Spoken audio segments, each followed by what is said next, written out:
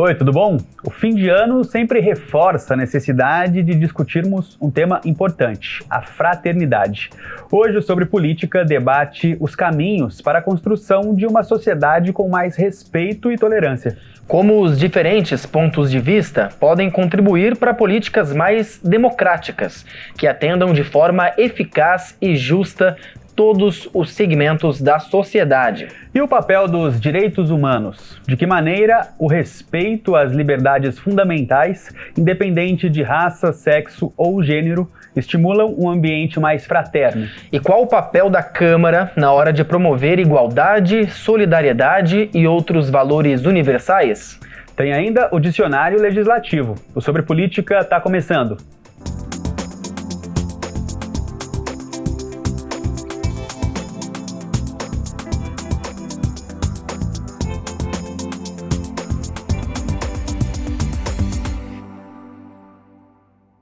União, solidariedade, respeito entre as pessoas. O conceito de fraternidade gira em torno de uma ideia simples: tratar o outro como se fosse da nossa própria família, com carinho e cuidado. Mas como tirar essas palavras do papel e colocá-las em prática? Na reportagem a seguir, vamos entender de que forma podemos aplicar esses valores universais no nosso dia a dia. Fraternidade. Uma palavra, mas também uma virtude. Frater significa irmão. Então, fraternidade traz a qualidade de ser irmão. Então, assim, como nós podemos promover isso? Desde a antiguidade sempre houveram fraternidades, grupos humanos, sociedades que buscaram estimular a convivência, estimular a união. É esse tipo de comportamento que é colocado em prática na obra social Nossa Senhora de Fátima. O Gelson é católico e voluntário há mais de 10 anos. Ao longo desse período, participou de diversas ações realizadas pela entidade. A principal delas, a arrecadação de alimentos. Um exemplo de atitude fraterna.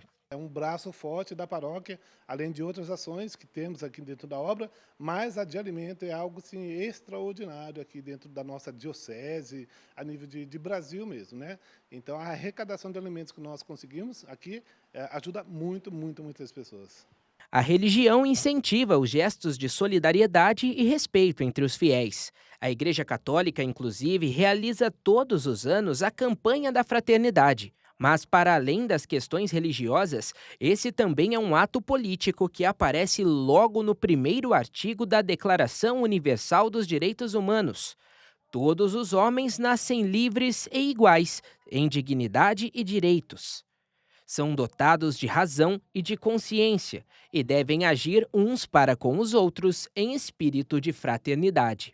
Ela também é um pilar do tripé Liberdade, Igualdade e Fraternidade, que norteou a Revolução Francesa, movimento ocorrido entre 1779 e 1799, com repercussão mundial, e que abriu caminho para a consolidação da democracia representativa no mundo.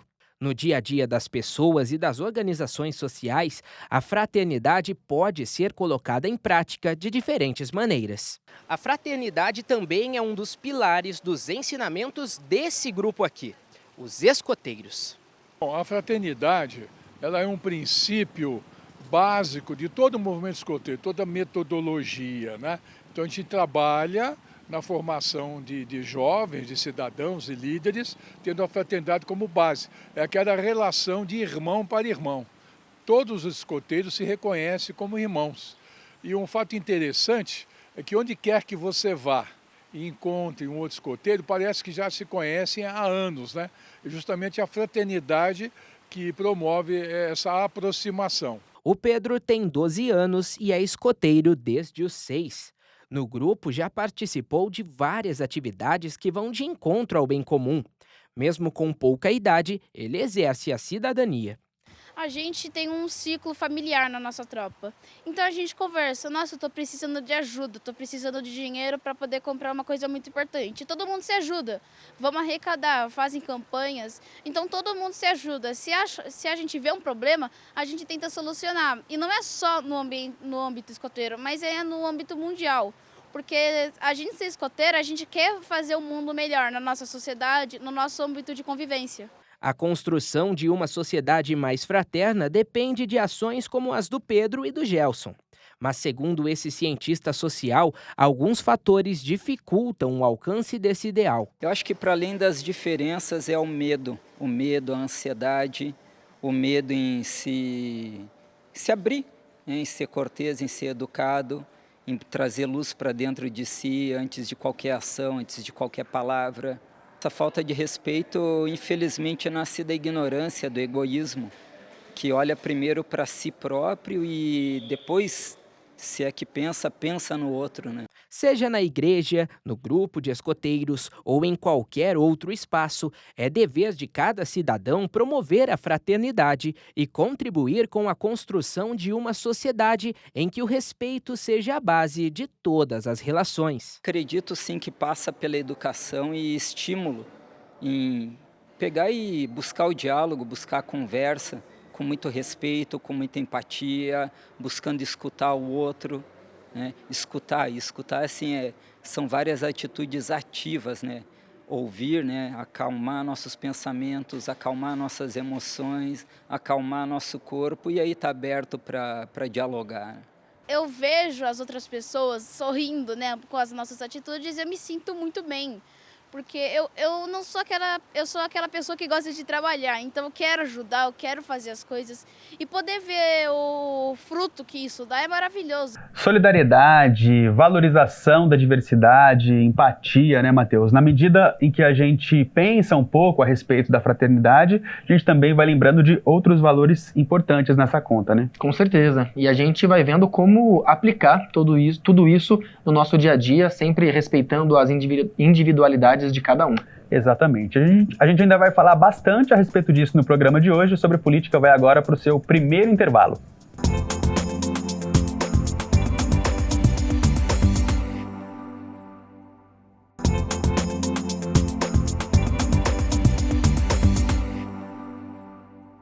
Sobre política de volta, hoje a gente fala sobre respeito e tolerância, o caminho para a construção de uma sociedade mais fraterna.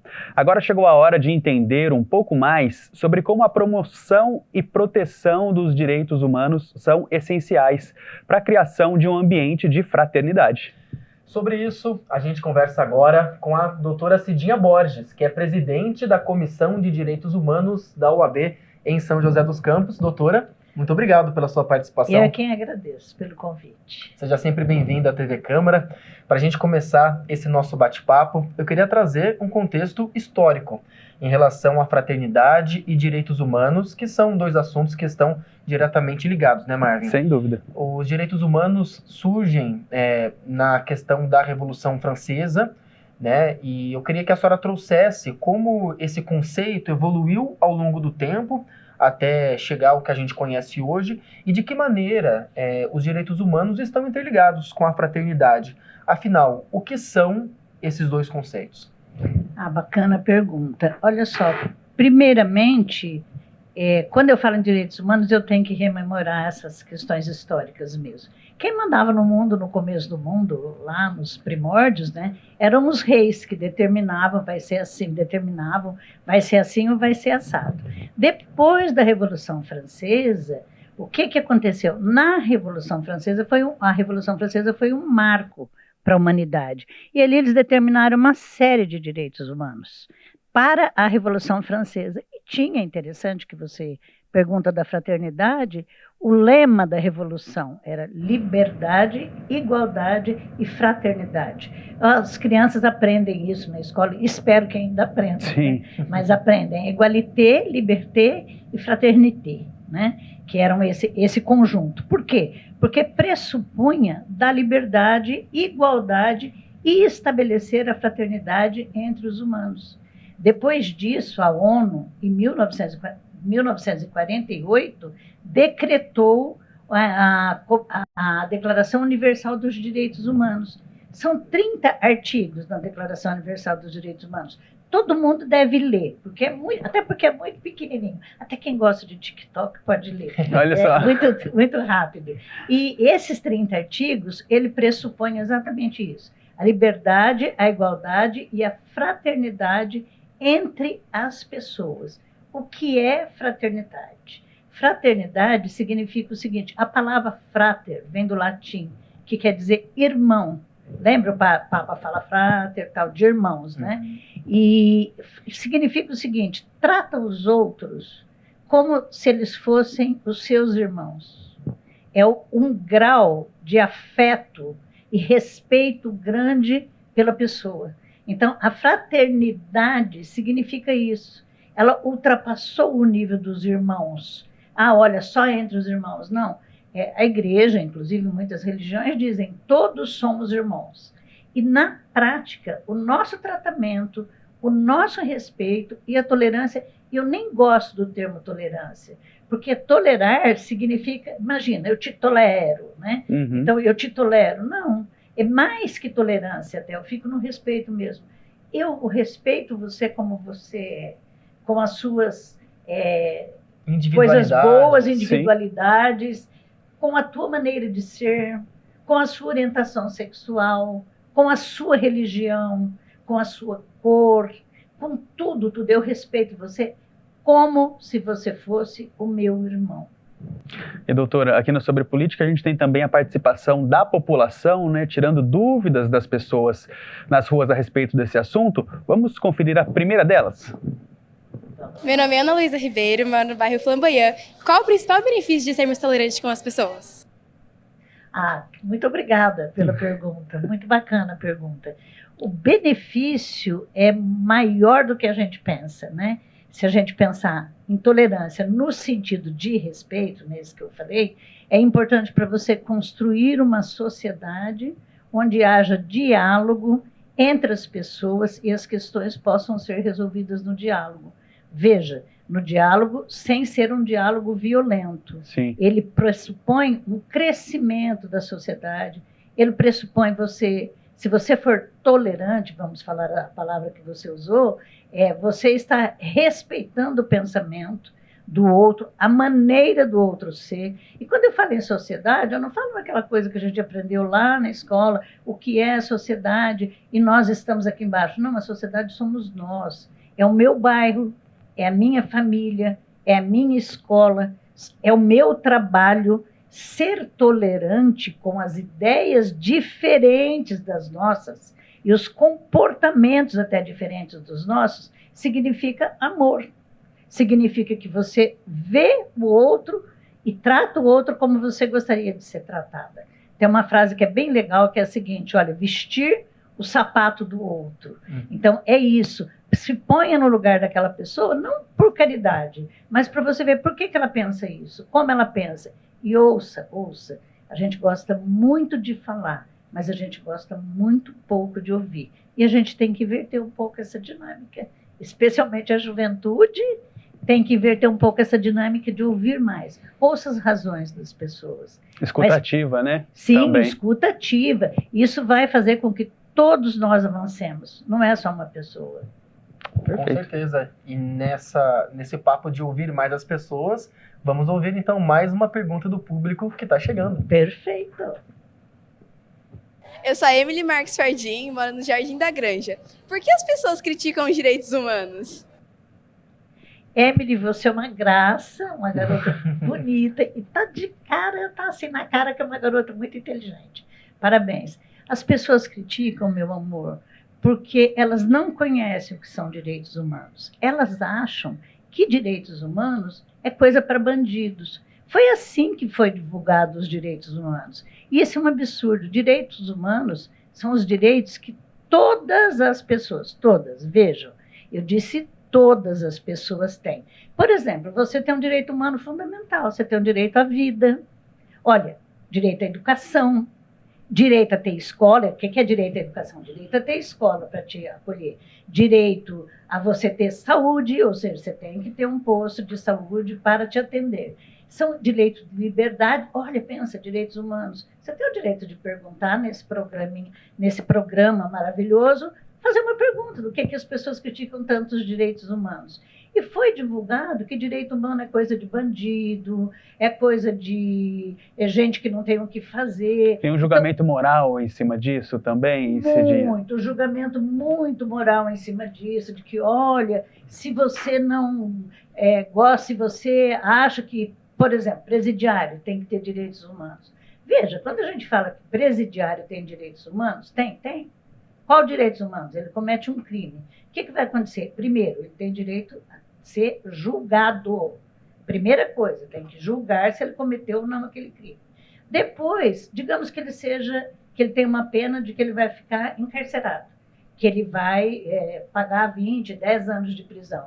Na prisão, ele tem direitos humanos. Quais são os direitos humanos dele na prisão? Por exemplo, ele não pode ser torturado, ele não pode passar fome, ele tem que ter um ambiente que ele possa se ressocializar. Tem que ser uma recuperação para ele, e não uma morte. Por exemplo, o Brasil não tem pena de morte. Então, todas essas questões são direitos humanos, mas tem que ver os direitos humanos que estão mais próximos de nós. Por exemplo, direito ao trabalho. Direito ao trabalho é um direito humano. Você tem? Tá faltando emprego. Tá faltando emprego, a gente briga para ter mais emprego. Mas é um direito humano ter emprego. Você pode ter filho. Ter filho é um direito humano? Sim. O direito de procriar é um direito, faz parte dos direitos humanos. Você pode pegar as meninas da idade da Emily, ou mais velhas, ou de qualquer outra, e esterilizar em massa? Não pode, porque é um direito humano da pessoa decidir o que ela faz com o corpo dela, se ela quer ou não ter filho. Tá bem? Então, por isso que muita gente diz que direitos humanos não servem para nada. E se não tivesse direitos humanos, Emily, te explicar uma coisa, gostaria até de te conhecer. Direitos, se não tiver direitos humanos, não tem direito nenhum. Nenhum, é a base. Você vê o menor direitinho que você tem.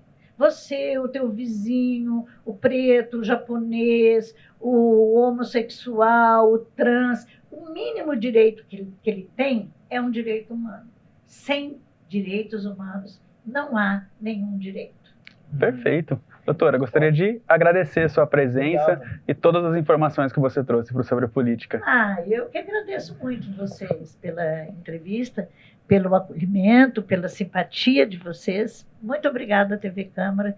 E toda vez que precisar e a gente puder contribuir, contem com a OAB São José dos Campos. Contamos, sim. Doutora. Seja sempre bem-vinda à TV Câmara. Muito obrigada. Legal, Demarvio, a gente trazer esse contexto histórico, a gente entender um pouco mais o que é direitos humanos e como isso conversa, dialoga com a fraternidade. São conceitos que ainda geram muitas dúvidas, mas por isso que é importante a gente trazer e explicar e ver como a gente pode aplicar isso no nosso dia a dia enquanto cidadãos. Sem dúvida, e como o básico faz parte disso também, né, Matheus? Com certeza. Bom, hora de mais um intervalo aqui no Sobre Política, mas fica aí porque daqui a pouco a gente volta.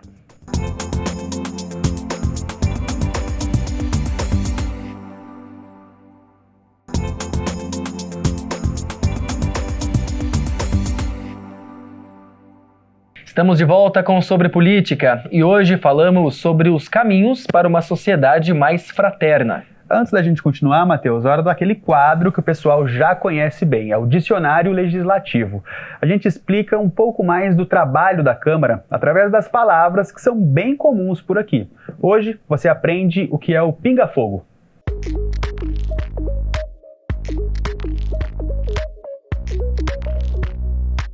Você sabe o que é pinga-fogo? Ele acontece durante as sessões de terças-feiras e é o momento em que os vereadores vão à tribuna para falar sobre assuntos de interesse público e partidários. Cada um tem 5 minutos para abordar o tema, sendo que o líder do partido tem direito a mais 5 minutos para tratar sobre questões referentes à liderança política. Normalmente, os principais assuntos abordados são saúde, educação, obras, pavimentação e esporte, além de questões partidárias. É sempre importante a gente entender, conhecer bem as dinâmicas e os processos das sessões de Câmara, né, Matheus? Com certeza, Marvin. E olha, voltando para o tema do Sobre Política de hoje, na hora de construir uma sociedade mais justa e equilibrada, o debate é essencial, é claro. Ele permite que diferentes perspectivas sejam ouvidas e consideradas na formulação de políticas públicas, soluções sociais e iniciativas de inclusão. Na reportagem a seguir, você vai ver como o diálogo, que também é um pilar da democracia, é importante para fortalecer os laços sociais e criar condições necessárias para uma sociedade mais fraterna e harmoniosa. Esse é o plenário da Câmara Municipal de São José, lugar em que os vereadores eleitos pelo povo colocam em evidência os pontos de vista e as opiniões. É claro que ninguém pensa exatamente igual a ninguém, e é justamente essa diversidade que promove a democracia. É de suma importância você ouvir, pontos de vista diferentes. Porque quando você entra, pegar uma realidade da gente como vereador, você entra na Câmara Municipal, você já teve a sua educação dentro de casa, Você aprendeu na escola e você tem o seu pensamento em sobre diversos assuntos. Quando você começa a conversar com pessoas, com políticos, primeiro ponto, uma conversa interna dentro da Câmara Municipal.